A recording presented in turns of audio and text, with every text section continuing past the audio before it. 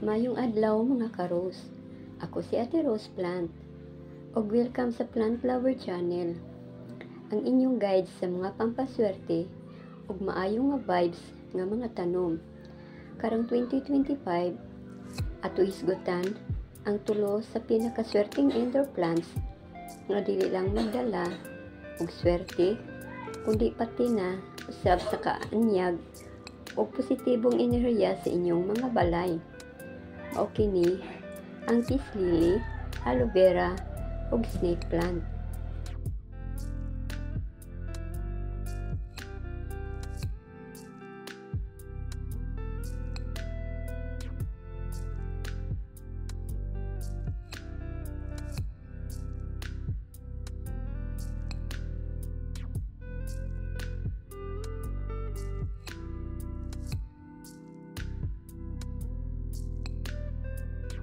Number 1, peace lily.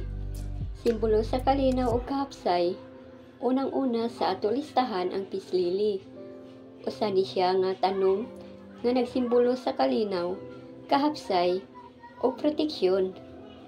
Gawas nga maayo siya nga dekorasyon sa balay.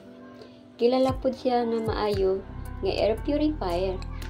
Makatabang siya sa paglimpyo sa hangin pinaagi sa pagsala sa mga harmful chemicals sama sa formaldehyde o bensin.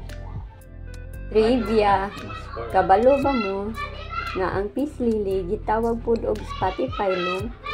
Giingon nga nagdala ni siya og harmony ug balance sa balay. Mao nga sagad siyang ibutang sa mga meditation spaces o kwarto nga kinahanglan og hilom ug kalmado nga atmosphere.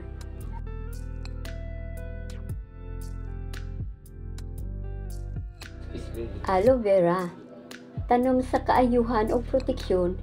Ikaduha, ang aloe vera, nga kilala nga plant of immortality. Dili lang siya maayo para sa panit, kundi kilala pud siya sa iyang healing properties, gikan sa pag-ayos sa mga paso hangtod sa pag-atiman sa panit. Usa ni siya sa pinaka-praksiyonal nga tanom nga pwede nimo alagaan. Trivia, sumala sa pingsoy, ang aloe vera naghatag og proteksyon batok sa negatibong enerhiya.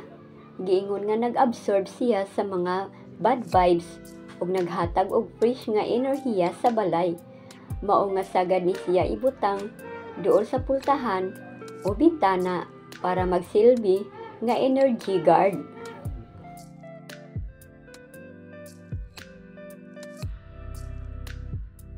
Snake plant, proteksyon o panalipod sa bahandi.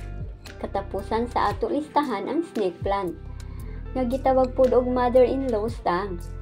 Gawas nga low maintenance siya, usa pud ni siya sa pinakapuslan nga air purifiers.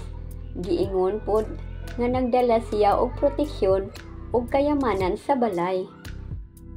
Trivia, kabalo ba mo nga ang snake plant usa sa mga tanom nga nagpa-produce og oxygen bisan gabii.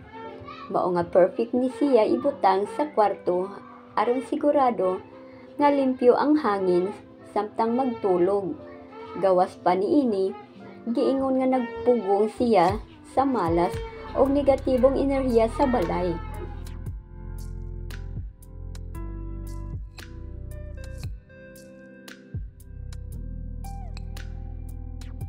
Mga karos, sa 2025, siguro nga puno ang inyong balay o positibong enerhiya. Pinaagi sa pag-atiman sa mga swerteng tanom sama sa peace lily, aloe vera o snake plant. Gawas sa ilang kaanyag, naghatag pud sila og limpyo nga hangin, proteksyon o kasaganaan. Kung nangita mo og paagi para mapabuti ang vibe sa inyong balay, suwayi ang mga tanom nga niini. Daghang salamat sa inyong pag-uban ako diri sa Plant Lover Channel. Ayaw kalimot pag-subscribe ug i-click ang notification bell aron dili ninyo ma-miss ang mga sunod namong tips ug updates bahin sa mga tanom.